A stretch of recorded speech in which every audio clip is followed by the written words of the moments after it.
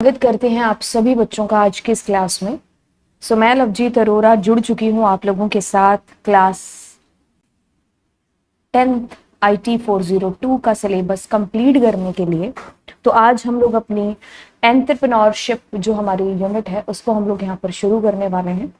Almost हमारा syllabus done हो चुका है, धीरे धीरे करके बची कुछ चीजें भी हैं जो कंप्लीट कर रहे हैं। तो चलिए, कहानी और किस्सा कुछ यहाँ से शुरू होता है जहां से एंटरप्रेन्योरशिप शब्द हमारे सामने आता है।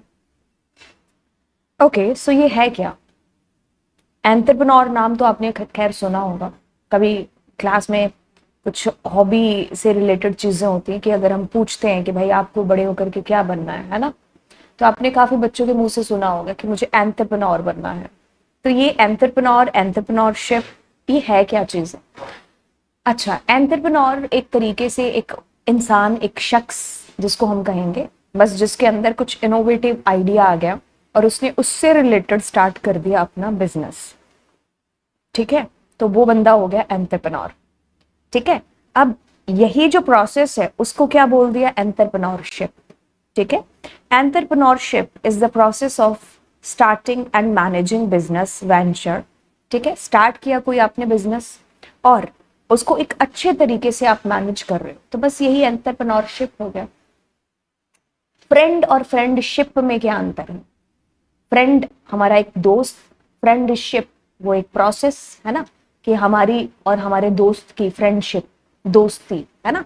तो इस चीज का, इस प्रोसेस को क्या नाम दे दिया? फ्रेंडशिप। वैसे एंटरप्रेन्योर अपने इनोवेटिव आइडियाज का यूज करके कुछ अच्छा, कुछ अलग क्रिएट है जो करता है और उससे अपना बिजनेस है जो स्टार्ट करता है, आगे चल करके बड़े अच्छे तरीके से वो चीजों को मैनेज करता है, जो कि एंटरप्रेन्योरशिप है। और जो एंटरप्रेन्योर है वो एक बंदा है, ठीक है, who takes on the risk and responsibilities to make it happen. वो जो शख्स है एंटरप्रेन्योर, वो रिस्क उठाता है, ठीक है, और कह लो कि भाई बार बार ट्राई, अगर कोशिश करेगा तो ऑफ कोर्स देखो, कोई भी चीज के लिए आप कोशिश करते हो तो उसके दो कह लो कि एक तरीके से रिजल्ट हो सकते हैं, या तो नेगेटिव और या फिर पॉजिटिव। या तो तुम तर गए और या फिर डूब गए, है ना। बट इस बंदे को ये चीज पता होती है, फिर भी वो ट्राई करता है, फिर भी वो रिस्क है जो लेता है। ठीक है, तो कहता है कि एंटरप्रेन्योर एक बंदा है जो कहता है कि who takes the risk and responsibilities, जो भी उसने सोचा है उसको करने के लिए, उसको मेक इट हैपन, कि ये चीज है जो होगी, हो जाए, है ना। तो बस वही एंटरप्रेन्योर हो गया। आपने बहुत एंटरप्रेन्योर्स के नाम है जो सुने होंगे, बिजनेसमैन के, है ना। तो अगर हमने बहुत बड़े बड़े जिनके भी नाम सुने हैं तो बेसिकली क्या है भाई, वो रिस्क टेकर्स है ना। चलिए, अब इसके अंदर एंटरप्रेन्योरशिप की एक पूरी परिभाषा है। कहता है कि is the process of developing a business plan, उसको एक प्लान को बनाना, बिजनेस प्लान को, उसको बाद में चल करके लॉन्च करना।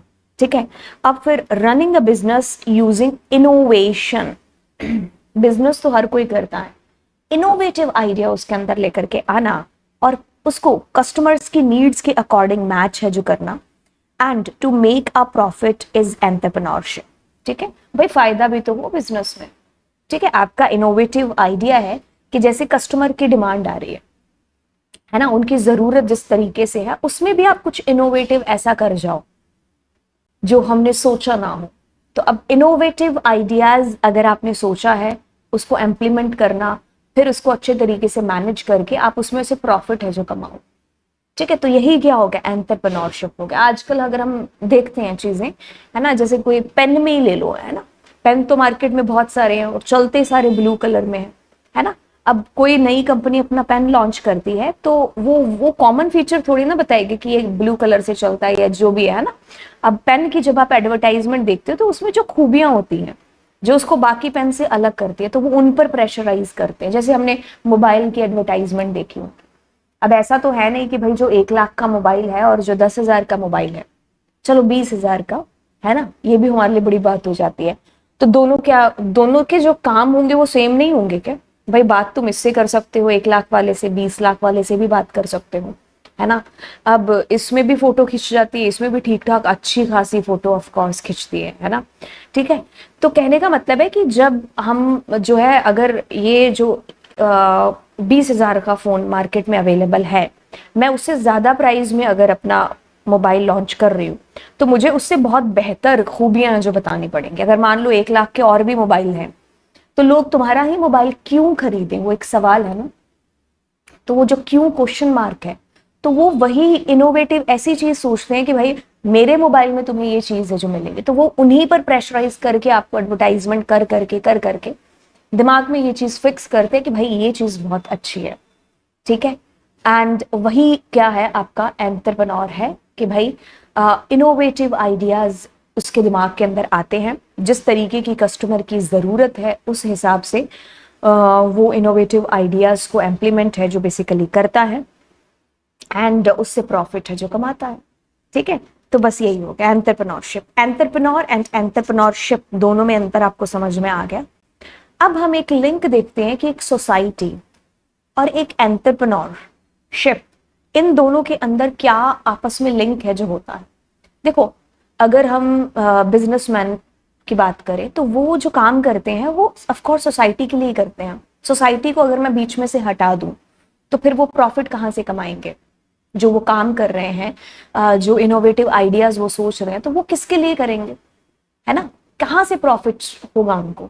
तो यहाँ पर ना दोनों के बीच में एक तरीके से आप कह लो कस्टमर और हमारा जो बेचने वाला है बिजनेसमैन आप कह लो, है ना, इनके बीच में बहुत गहरा रिश्ता है, क्योंकि दोनों एक दूसरे को ही आगे ग्रो है जो कर रहे हैं, ठीक है। सोसाइटी को नीड है एंटरप्रेन्योर की, एंटरप्रेन्योर को नीड है सोसाइटी की, ठीक है। तो दोनों रात दिन का काम है जो कर रहे हैं, ठीक है। ओके, कहते हैं कि सोसाइटी इज ए कम्युनिटी। पहले तो सोसाइटी देखो ना क्या है, एक कम्युनिटी ऑफ पीपल, ठीक है, लिविंग टुगेदर। कुछ लोग हैं जो आपस में मिल करके आप कह लो कि रहते हैं। हम अगर अपनी सोसाइटी देखें तो अलग अलग जाति भांति के लोग हैं जो सोसाइटी के अंदर रहते हैं, एक कम्युनिटी बन जाती है ना, कि हमारी कम्युनिटी का है, ये उस कम्युनिटी का है। खैर वो तो एक अलग बात हो गई, लेकिन जो है कम्युनिटी मतलब एक तरीके से आप कह लो कि सोसाइटी मतलब कुछ एक कॉलोनी होगी कि यहाँ पर कुछ लोग हैं जो रहते हैं, दूसरी कॉलोनी होगी, तीसरी हो गई। तो सोसाइटी क्या है, एक कम्युनिटी ऑफ पीपल है जो कि साथ में मिलकर के रहते हैं, शेयरिंग वैल्यूज एंड कस्टम्स, अपने रीति रिवाज, अपने जो संस्कार है वो एक दूसरे के साथ शेयर करते हैं, and engaging in social interaction and activities, अपने आप को सोशल एक्टिविटीज के अंदर इंगेज रखते हैं। ऑफ कोर्स कोई त्योहार है, कोई कुछ ऐसा कुछ ओकेजन हो रहा है तो हम सब एक दूसरे के घर जाते हैं और मिलते हैं, है ना। तो society is a collective of individuals who co exist, interact हो गया। ऑफकोर्स सोसाइटी की बात होगी तो आप को एग्जिस्ट की बात करोगे, इंटरैक्ट की बात करोगे, है ना, नॉर्म्स कस्टम्स की बात होगी। अगर सोसाइटी की बात होगी तो इस्टेब्लिश करती है सोसाइटी कुछ नॉर्म्स कुछ customs with in a specific geographical area, है ना। आप खुद ही देख लो, आप एक सोसाइटी में एक पर्टिकुलर ज्योग्राफिकल एरिया है कि हमारी सोसाइटी किसी और की है, ये उसकी है, बट हर सोसाइटी के अपने कस्टम्स हैं, अपने नॉर्म्स हैं, ठीक है। तो हम अपनी वैल्यूज को शेयर करते हैं एक दूसरे के साथ और बस साथ में मिलजुल कर जो रहते हैं, है ना। ओके, अब देखो एंटरप्रेन्योरशिप आपको पता चल गई। एंटरप्रेन्योरशिप की अगर मैं आपको परिभाषा बताऊं दोबारा से, entrepreneurship is the process of starting and managing a business venture. और हमारी सोसाइटी कुछ लोगों का समूह कह सकते हो, ठीक है, ग्रुप कह सकते हो।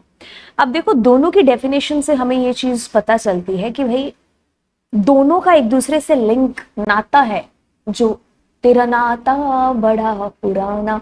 तो मतलब कह लो कि भाई दोनों का जो रिश्ता है ना वो क्या है कि एक दूसरे से बहुत ही हद तक क्या है लिंक करते हैं, सोसाइटी और entrepreneurship.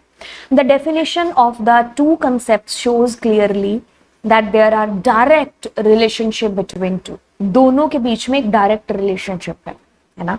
Entrepreneurship has some positive impact on society. और अगला होगा society plays a role in boosting entrepreneurship. Society boost करती है एंटरप्रेन्योरशिप को और एंटरप्रेन्योरशिप एक पॉजिटिव इम्पैक्ट डालता है हमारी सोसाइटी के ऊपर। तो वो इम्पैक्ट किस किस तरीके से डाल रहा है, promotion of economic growth. Yes, entrepreneurship की बात करोगे तो वो इकोनॉमिकली, क्योंकि उसका फायदा होगा तो ऑफकोर्स इकोनॉमिकली ग्रोथ है जो हो रही है हमारी कंट्री की, हमारी सोसाइटी की, है ना, उसका फायदा सबका फायदा। क्योंकि अगर उसका फायदा होगा वो 4 बंदों को और नौकरी देगा, 4 बंदों को और नौकरी होगी तो 4 बंदे कम होंगे बेरोजगार, है ना, 4 के घर में खुशियां आएंगी। तो मतलब कहने का कि भाई वो जो जो है अपना हिस्सा जो है दे रहा है, कंट्रीब्यूशन दे रहा है इस इकोनॉमिकल ग्रोथ के अंदर, है ना। ठीक है, ओके। तो ऑफ कोर्स अगर एंटरप्रेन्योर नहीं होगा तो फिर ये ग्रोथ कहाँ होगी, है ना, बिल्कुल नहीं होगी। फोस्टर्स क्रिएटिविटी, क्रिएटिविटी को एक तरीके से मतलब एक तरीके से जो है अपनाया जा रहा है या फिर उसको जो है यूज किया जा रहा है ना, कुछ क्रिएटिव आइडियाज, कुछ क्रिएटिविटी का इस्तेमाल करते उसको जो है हम यूज कर रहे हैं, क्रिएटिविटी एक तरीके से इनहांस हो रही है ना। Promotion of innovation and efficiency, बिल्कुल बढ़ रही है इनोवेशंस, एफिशिएंसी बढ़ रही है ना। आप आस पड़ोस समाज में कुछ नए नए आविष्कार हो रहे हैं, तो नए आविष्कार होंगे तो ऑफ कोर्स अच्छी सी बात यही है ना। Okay, so creates jobs and employment opportunities, वही घुल मिल के बात यही आ जाती है कि भाई एंटरप्रेन्योर का अगर फायदा हो रहा है ना, तो फिर कह लो कि साथ में और 50 लोगों का भी फायदा है जो हो रहा है। कोई किसी ने बंदे ने बिजनेस स्टार्ट किया, अकेले बंदे से थोड़ी ना बिजनेस होता है, वो आइडिया सोच करके उसको इम्प्लीमेंट करेगा, बट ही नीड लोग, उसके अंदर कंट्रीब्यूशन की उसको जरूरत है। अब वो जो लोग अगर मन लगा करके उसी तरीके से उसी की जो मेंटलिटी ट्यूनिंग के साथ में काम करेंगे तो बिजनेस ग्रो करेगा, है ना। उसने 4 बंदों को नौकरी दी, अब उससे 8 बंदे हो गए, 8 से फिर 16 हो गए, तो ऐसे करते करते कितने सारे एम्प्लॉयज हैं हो जाएंगे, तो मतलब अनएम्प्लॉयमेंट की समस्या है वो भी सोसाइटी से धीरे धीरे खत्म होती रहेगी। Solves the problems of the society, कोई सोसाइटी में ऐसी कोई प्रॉब्लम आ जाती है ना, तो यस ये सॉल्व है जो इसके थ्रू हो सकती है या होती है। बहुत सारे लोग हैं जो बिल्कुल सोसाइटी के लिए काफी सारी चीजें हैं जो करते हैं, ठीक है। Encourages welfare of the society, है ना, सोसाइटी की वेलफेयर के लिए आप देखो बहुत सारे लोग हैं जो कितना दान करते हैं, या फिर आप कह लीजिए कि दान भी कह लो, या फिर जो है अगर किसी को नीड है पैसे की तो वो जो है पैसा उसको दे देता है, एंड जब उसकी खुद का उसका बिजनेस ग्रो करता है, जैसे रतन टाटा के बारे में, है ना। हाँ, तो अगर आपके पास में कोई इनोवेटिव आइडिया है तो रतन टाटा उसको जो है बिल्कुल फाइनेंस करता है, ठीक है। और आपका बिजनेस अगर ग्रो या अच्छा हो जाता है आगे, तो मतलब ऐसे काफी सारे अपने आप लोगों ने रतन टाटा के जो किस्से हैं जो देखे होंगे, है ना। मतलब वो यूथ को एक तरीके से कह लो कि भाई जो है उस मतलब मतलब उनकी जो है ना कि आप उनकी उनकी बुक है जो पढ़ना, खैर मैंने पढ़ी नहीं है बुक, लेकिन मैंने जो है उनकी लाइफ जर्नी है जो देखी है, और ऑफ कोर्स सुना भी, आप लोगों ने भी सुना होगा ना, कि भाई अगर कोई सामने से चल करके कोई बंदा आ रहा है और उसके पास कोई ऐसा इनोवेटिव आइडिया, तो वो जरूर आप में इन्वेस्ट है जो करते हैं, है ना। तो चलिए फिर इस तरीके से भाई सोसाइटी की वेलफेयर ही तो हो रही है, जो अच्छा एंटरप्रेन्योर है वो यही तो है ना। चलिए अब देखो, ये तो था एंटरप्रेन्योर बंदे का, लेकिन सोसाइटी का क्या रोल हो जाता है एंटरप्रेन्योरशिप के अंदर। ताली दोनों हाथों से बजती है, एक हाथ ताली थोड़ी होती है ना, लोग कहेंगे क्या कर रहे हो, है ना। हाँ, तो शोर भी तभी मचता है, ठीक है। तो दोनों तरफ से है जो कंट्रीब्यूशन होना चाहिए। Creates need and demands, society need और डिमांड क्रिएट करेगी तो एंटरप्रेन्योर उसके बारे में सोचेगा, और फिर एंटरप्रेन्योरशिप प्रोसेस है जो चालू होगी, है ना। तो मार्केट में जैसी जरूरत आ रही है, जैसी नीड हो रही है, तो हम वैसे ही अब मार्केट में जरूरत हो रही है, मान लो गर्मियों के दिन है, अब सब एसी ढूंढने जा रहे हैं, कूलर ढूंढने जा रहे हैं, तो सब दुकानदार हैं जो या फिर जो फैक्ट्रीज हैं, तो वो एसी के ऊपर ध्यान है जो देंगी, कूलर अच्छे से अच्छे इनोवेटिव कुछ ऐसा, हमारे कूलर में ये, हमारे कूलर में ये, है ना, तो बनाएगी। तो वही है कि जो डिमांड हो रही है तो उसी हिसाब से क्या हो रहा है, एक्शन हो रहा है आगे। प्रोवाइड रॉ मटेरियल्स, जो रॉ मटेरियल है उस सामान को बनाने का, उस चीज को बनाने का, तो वो कौन बंदा है जो कर रहा है, वो हमारा यही है, सोसाइटी हमारी जो है प्रोवाइड करा रही है। इनेबल्स फाइनेंशियल सपोर्ट, यस, अगर कोई भी मतलब जैसे किसी बंदे को कोई बिजनेस में जरूरत पड़ रही है, या थोड़ा बहुत उसको लॉस भी है जो हो रहा है, एक होती ना मुंह से बोल करके भी वाहवाही कर देना कि भाई ठीक है कोई बात नहीं तू कर लेगा, तो वो बात ही काफी होती है, हल्ला शेरी जिसको हमारी भाषा में बोलते हैं, ठीक है। तो अगर फाइनेंशियल सपोर्ट भी उसको चाहिए, थोड़े बहुत पैसे भी, तो ये सोसाइटी उसको प्रोवाइड कराती है ना। काफी हमने जैसे सोसाइटीज के जैसे हम लोग रिजल्ट आता है तो ये हमारे समाज का टॉपर है, ये हमारे सोसाइटी का टॉपर है, तो कैसे उसको इनकरेज है जो किया जाता है प्राइज दे करके, है ना। तो ये तो खैर एक अलग बात रही, लेकिन मैं आपको सोसाइटी का रोल बता रही हूँ, तो कितना हौसला अफजाई है जो हो जाता है, बाकी फाइनेंशियल सपोर्ट तो देती ही देती है ना, ठीक है। ओके, सो कहता है कि creates a need for education, शिक्षा की भी जो जरूरत है उसको भी जो है क्रिएट करती है सोसाइटी। फैसिलिटेट नेटवर्किंग, नेटवर्किंग को एक तरीके से क्या कर देती है, फैसिलिटेट, आसान कर देती है। ठीक है, कि जो, क्योंकि देखो मैंने कहा ना कि ये अगर आप बात करोगे कि भाई सोसाइटी क्या है, कुछ बंदों का समूह हो गया ना, ये सारे बंदे मिलकर के ये क्या है, ये एक सोसाइटी हो गई। तो नेटवर्क हो गया इन सब का आपस में, है ना, कोई किसी से जुड़ा है, कोई किसी से जुड़ा है, हर बंदा एक दूसरे से जुड़ रखा है ना। तो अब ये क्या है, ये इनका जो नेटवर्क है, ऑफ कोर्स मैंने एक बंदे को बताया, दूसरे ने चौथे को बताया, मैं कोई मान लो प्रोडक्ट लेकर के आई, अब मैं दूसरे बंदे को बता रही हूँ तुम्हें पता है ये प्रोडक्ट ऐसा मार्केट में आया, उसने और को बताया, वो भी खरीद के लाया। तो क्या है कि ऐसे आसान कर देती है आपकी नेटवर्किंग, है ना। तो आप अगर एक बंदे को अच्छी सर्विस प्रोवाइड करते हो तो वो 50 बंदों को और जा करके बताता है। और आजकल तो सोशल मीडिया का टाइम है, लोग सोशल मीडिया पर डाल देते तो एक ही टाइम में लाखों लोगों को आपका पता है जो चल जाता है ना। तो नेटवर्किंग कितनी इजी है जो बेसिकली हो गए। सपोर्ट्स इंफ्रास्ट्रक्चर डेवलपमेंट, यस, अगर किसी को कुछ ऐसा कि भाई अपना बिजनेस के लिए उसको कुछ जगह चाहिए, इंफ्रास्ट्रक्चर भी तो चाहिए ना, तो यस वो भी प्रोवाइड या उसको भी सपोर्ट करती है हमारी सोसाइटी। अब देखो दोनों चीजें है ना, ऐसा नहीं है कि आप दिन ही देखोगे आप रात नहीं देखोगे, या आप हंसते ही रहोगे रोगे नहीं, है ना। हर चीज है जिसका डार्क साइड है जो जरूर होती है, वो चाहे जितनी भी अच्छी क्यों ना हो। ठीक है, तो कहते हैं कि दुनिया में कोई भी दूध का धुला नहीं है, हर किसी का एक बैड पॉइंट, एक वीकनेस है जो होती है। वही चीज यहाँ पर एक बैड इम्पैक्ट भी है जो होता है, लेबर शोषण। ठीक है, कई बार क्या होता है कि भाई जैसे कुछ लोग जैसे कि मतलब 10 बंदों का काम है ना, या फिर 5-10 बंदों का काम एक बंदे से कराने की कोशिश है जो की जाती है। उसको पैसे भी आपने कम दिए और उससे आप 10 बंदों का काम करवाने की कोशिश कर, है ना। तो मतलब लोग ऐसा सोचते हैं कि अच्छा मैंने इसको खरीद ही लिया है, तो अगर आपका टाइम 10 से 5 का है तो आपको 10-10 बजे तक, 12-12 बजे तक बिठाया जाता है काम करने के लिए, है ना। तो आपको एक्स्ट्रा काम है जो दिया जाता है बिना पेमेंट के, है ना। तो ऐसा भी है जो कई कई लोग हैं जो करते हैं, क्योंकि दुनिया में वही चीज है ना कि हर कोई जो है एक जैसा थोड़ी। अगर हमने फायदे देखे हैं तो ये अब वो बिहेवियर पर भी तो डिपेंड करती हैं चीजें। ठीक है, तो अगर कोई ऐसा बंदा है तो वो जो है शोषण तो करेगा ही करेगा, है ना। ठीक है, ये नेचर पर चीजें डिपेंड करती है। तो जैसे कि भाई ये जो है उसको लेबर चाहिए, तो वो अब लेबर की भी एक एज है, तो वो बड़ों के जो काम है वो छोटे बच्चों से करवा रहा है, क्योंकि छोटे बच्चे कम पैसे लेंगे, है ना। तो वही चीज है, यहाँ पर लेबर एक्सप्लॉइटेशन है जो होता है।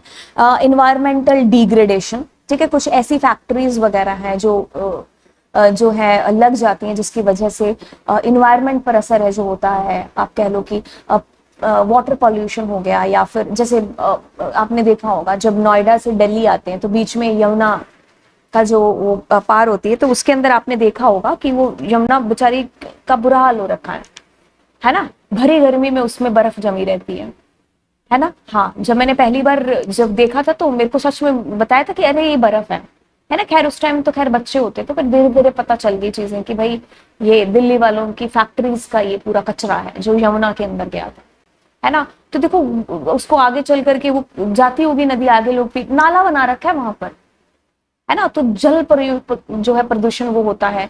आप देख लो कि भाई वायु, हवा में पॉल्यूशन, एयर पॉल्यूशन है जो होता है ना। कुछ ऐसी फैक्ट्रीज हैं जो इतना शोर करती होंगी उनकी मशीनें, तो जिससे जो है ये कह लो ध्वनि ये या फिर साउंड पॉल्यूशन है ना। तो ये भी चीजें हैं जो होती हैं। ठीक है, तो हर चीज की एक डार्क साइड भी है जो है। ठीक है, ओके। अब कहते हैं कि नो रेगुलर सैलरी। अब ये भी किसी बंदे के नेचर पर डिपेंड करता है। कोई ऐसा ही एंटरप्रेन्योर है कि भाई आप मतलब आपका कोई ठिकाना ही नहीं है, मतलब एक तरीके से कि भाई आपको आज जो है मैं काम दूंगा, कल नहीं दूंगा, और आपको एक दिन की सैलरी दी, 15 दिन की आपकी रोक करके रख ली। तो ये भी चीजें हैं जो हो जाती है। अगर हम फिक्स कहीं एक जॉब लग रहे होते हैं तो हमें मंथली सैलरी पे होती है, बट यहाँ वेजेस पर जब बात आ जाती है तो आपको नहीं मिलती है। ठीक है, तो ये अनएम्प्लॉयमेंट, हाँ देखो अनएम्प्लॉयमेंट, अब आप ये सोच रहे होंगे कि ये तो एम्प्लॉयमेंट को इंक्रीज कर रहा था। वही चीज, हर चीज के दो पहलू हैं कि देखो अगर मान लीजिए कोई पैकिंग हो रही थी लिफाफों की, तो उसको पहले इंसान कर रहे थे। अब इंसान की इतनी एफिशिएंसी नहीं है, या फिर वो मतलब कह लो कि भाई थक जाएगा एक टाइम के लिए, उसको भी खाना चाहिए, तो उतने टाइम के लिए काम रुकेगा। लेकिन एक मशीन को अगर आप उधर ले लो तो मशीन लगातार आप उसको चलाते जाओ, जितना चलाओगे उतना चलेगी वो। तो अब वो जो पैकिंग बंद करने का था किसी पैकेट को, तो वो इंसानों की जगह अब ऐसी मशीनें आ गई कि फटाफट से आपका वो पैकेट बंद हो जाएगा, अच्छे तरीके से भी बंद होगा, जल्दी भी बंद होगा, है ना, और जितने मर्जी पैकेट लेकर के आते रहो, है ना। तो उन्होंने क्या किया, एम्प्लॉयमेंट को अनएम्प्लॉयमेंट में चेंज कर दिया। तो 4 लोग जो उसे बैठ करके खा रहे थे, अब वो अनएम्प्लॉय हो गए क्योंकि उनकी जगह आ गई मशीनें। तो ऐसा है कि भाई अनएम्प्लॉयमेंट भी है जो इसके थ्रू बढ़ रहा है, ठीक है। बट हम इसी को साथ में लेकर के नहीं चल सकते कि अनएम्प्लॉयमेंट बढ़ रहा है, ठीक है, लेकिन अनएम्प्लॉयमेंट हो रहा है, लेकिन वहां चीजें बेहतर भी है जो हो रही है, ठीक है। कोई बात नहीं, आपको वहां नहीं मिला काम तो आप कहीं और कर लो, पर ऑफ कोर्स अच्छा ज्यादा कमाओगे, है ना, ठीक है। तो यस, ये सारे के सारे इसके जो है डिसएडवांटेज या नेगेटिव इम्पैक्ट कह सकते हो। Types of entrepreneurship from a societal perspective. तो आपके पास में टाइप्स के अंदर सोशल, एग्रीकल्चर, वुमेन और स्मॉल स्केल एंटरप्रेन्योरशिप आती है। सबसे पहले सोशल एंटरप्रेन्योरशिप की बात करते हैं। सोशल एंटरप्रेन्योरशिप कहता है कि social entrepreneurship can be understood as creation of sustainable solutions. Sustainable solutions मतलब कोई ऐसा ठोस सॉल्यूशन जो ज्यादा लंबे टाइम तक चलता रहे, ठीक है।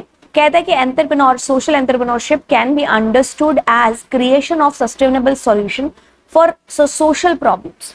जो भी सोसाइटी की दिक्कतें हैं, प्रॉब्लम्स हैं, उनका कुछ ऐसा ठोस जो है एक सॉल्यूशन लेकर के आना, that leads to society change by employing entrepreneurial mindset, process और एंड ऑपरेशंस। मतलब इस एक पूरी लाइन में आपको ये चीज कहने की, बताने की कोशिश की गई है कि भाई सोसाइटी की जो भी प्रॉब्लम्स हैं, जो भी दिक्कतें हैं, जैसे कि यहाँ नीचे हमने दिक्कतें लिखी हैं, क्या क्वालिटी ऑफ एजुकेशन, हेल्थ से रिलेटेड, अनएम्प्लॉयमेंट की दिक्कत, चाइल्ड लेबर, ये जितनी भी सारी प्रॉब्लम्स हैं, ठीक है, इनका कोई एक ऐसा सॉल्यूशन लेकर के आना उस बंदे के थ्रू जिसके माइंड में क्या भरी है भाई, एक तरीके से एंटरप्रेन्योरल भरी है ना। तो भाई उसका माइंड ही इतना क्रिएटिव है, इतना इनोवेटिव है, तो वो ऐसे आइडियाज लेकर के आए जिससे ये समस्याएं कम हो पाए, है ना। तो सोसाइटी के ऊपर एक उस बंदे का पॉजिटिव इम्पैक्ट है जो हो, मतलब सोसाइटी की समस्याओं को आप दूर है जो करो, तो वो सोसाइटल या सोशल एंटरप्रेन्योरशिप हो गई, है ना। कि भाई आपने ऐसी अपनी क्रिएटिविटी यूज की कि आपने जो समाज की ये दिक्कतें हैं पूरे तरीके से खत्म ना सही, लेकिन बहुत हद तक आपने जरूर है जो खत्म की है, ठीक है। Child labour, unemployment, health and sanitation, quality of education, या ऐसी बहुत सारी और भी जो सोसाइटी की दिक्कतें हैं उनको दूर करना, ठीक है। तो ये इसी के टाइप के अंदर आता है कि एंटरप्रेन्योरशिप का एक हिस्सा है, एक भाग, मतलब सोसाइटी की एक तरीके से जो दिक्कतें हैं उनके ऊपर ही आप कुछ ऐसा सॉल्यूशन ढूंढो कि भाई आप अपने बिजनेस को भी ग्रो करो और ये दिक्कतें भी कम हो, ठीक है। जैसे आप अनएम्प्लॉयमेंट एक ऐसी दिक्कत है, तो अब आप एक बिजनेस, एक आइडिया लेकर के आए, तो आपने अपने आसपास के 50 लोगों को काम है जो दे दिया, हो गया, है ना। जैसे मेरे को ऐसा लोगों से सुना है कि भाई दलजीत दोसांझ उसने अपने अपने जो है गांव के लोगों को ही बड़ा काम दे रखा है, कोई क्या करता है, कोई क्या करता है ना। तो भाई बंदा एक तर गया तो सारों को साथ में लेके तर जाता है ना। तो देखो अब आगे चलते हैं, एग्रीकल्चर एंटरप्रेन्योरशिप। खैर वो एंटरप्रेन्योर नहीं है, लेकिन मैं एक चीज बोल रही हूँ कि भाई, है ना, जो है कर भला हो भला और मेरा भला तो सबका भला, है ना, ऐसे हमने चीजें सुनी। तो ऑफ कोर्स मेरे को कुछ फायदा होगा तो मैं 4 बंदों को और फायदा है जो कराऊंगी, ठीक है, ओके। अब ये कहता है एग्रीकल्चर। अब एग्रीकल्चर मतलब खेती बाड़ी से रिलेटेड, एग्रीकल्चर चीजों से रिलेटेड एंटरप्रेन्योरशिप, है ना। तो ऐसे भी एंटरप्रेन्योर आपने देखे होंगे जो एग्रीकल्चर के ऊपर चीजें जो कर रहे हैं। Agriculture entrepreneurship can be defined as being primarily related to the marketing and production of input and products used in agriculture activities। जो भी खेतों के अंदर जो भी प्रोडक्ट यूज होते हैं, खेती बाड़ी के अंदर जो भी आप संद, हमारे पंजाबी में तो कहते हैं वो जो संद को हिंदी में क्या कहते होंगे या इंग्लिश में भी क्या कहते होंगे, जो ये वो सारी चीजें पंजाबी में आ रही है, याद अब कर लेना, ठीक है। ट्रैक्टर के साथ में जो लगते हैं, है ना, तो वो पूरे कह लो कि भाई ट्रैक्टर भी देख लो एक तरीके से, है ना। तो ये सारी की सारी चीजें जो एग्रीकल्चर के अंदर यूज होती हैं बेसिकली, है जो फार्मर्स हैं उनको भी है जो फायदा है जो हो, है ना। तो उनको भी कम दाम के ऊपर जो है कुछ ऐसे ऑफर्स क्रिएट करके, कुछ ऐसे आप कह लो कि भाई उनको भी है जो फायदा है जो हो फार्मर्स को भी। तो ये एग्रीकल्चर से रिलेटेड जो भी हो गया वो agriculture entrepreneurship, women entrepreneurship. So women entrepreneurship के अंदर चीजें आती है कि women entrepreneurship is refer to the entrepreneurial activities led by women. एक वुमेन, एक औरत के थ्रू जो भी एंटरप्रेन्योरल एक्टिविटीज है वो उसके थ्रू चलाई जा रही है या रन करी जा रही है, जहां पर जो वुमेन है वो ही क्या है, एक तरीके से वो रिस्क ले रही है, क्रिएट कर रही है एंटरप्राइजेस, ऑर्गेनाइज फैक्टर, मतलब एक जो भी इनोवेटिव आइडियाज या जो भी एंटरप्रेन्योर एक चीज कर रहा है तो वहां पर एक लेडी शामिल है, एक वुमेन शामिल है। ठीक है, अब ये कहता है कि जब गवर्नमेंट ऑफ इंडिया की बात आती है तो यहाँ पर वुमेन एंटरप्रेन्योरशिप किसको बोल रहे हैं, ये कहते हैं कि एक ऐसी एंटरप्राइज, एक ऐसी कंपनी, एक ऐसी form owned by the controlled by, जो कि ओन्ड बाय या फिर controlled by a women having minimum financial interest of 50, मतलब 51%, 50% से ऊपर का बोला है तो इसलिए 51 रख दिया कि 51% financial interest, 51% of the capital and giving at least 51% of the employment generated in enterprises to women। तो वहां उसके अंदर जो वुमेन है, औरतें हैं, वो भी 51% से तक हैं जो होनी चाहिए, ज्यादा हो जाए तो ओके। तो वही आपकी वुमेन एंटरप्रेन्योरशिप या वुमेन एंटरप्रेन्योर या इसी के अंदर है जो बेसिकली आता है। स्केल एंटरप्रेन्योरशिप, छोटे लेवल पर जिनके कोई अभी आप कह लो कि अभी आपने जस्ट स्टार्टअप किया है अपना, है ना, छोटे जो स्मॉल लेवल पर होते हैं, स्टार्टअप हो गया। तो small scale entrepreneurship refers to starting industries, जो शुरू कर रहे हैं, अभी पनप रहे हैं ये पौधे, है ना। ठीक है, तो ये उनके लिए है कि भाई trading, providing services, production, ship are done on a small scale और माइक्रो स्केल। जो छोटे बिजनेसमैन है अभी जो शुरू कर रहे हैं चीजें, तो ये उनसे रिलेटेड है कि भाई वो सारी की सारी चीजें इस टाइप के अंदर आती हैं जो कि स्मॉल स्केल एंटरप्रेन्योरशिप है। These businesses serve as backbone of many developing countries. Yes, छोटे लेवल पर आप बिजनेस को अपने स्टार्ट कर रहे हो तो वो बहुत सारी जो डेवलपिंग कंट्रीज हैं उनके लिए ऑफ कोर्स बैकबोन का काम है जो कर रहे हैं, क्योंकि कल को ऑफ कोर्स पेड़ भी तो बनेंगे, है ना। तो बस ये चीजें थी। अब क्वालिटीज ऑफ एन एंटरप्रेन्योर ये हम लोग अगली क्लास में करेंगे। ठीक है, तो चलिए फिर मिलते हैं आपसे अगली क्लास में। Thank you so much, bye bye and yes, God bless you. Do subscribe the channel और 4-5 लोगों को और बताइए सब्सक्राइब करने के लिए चैनल को।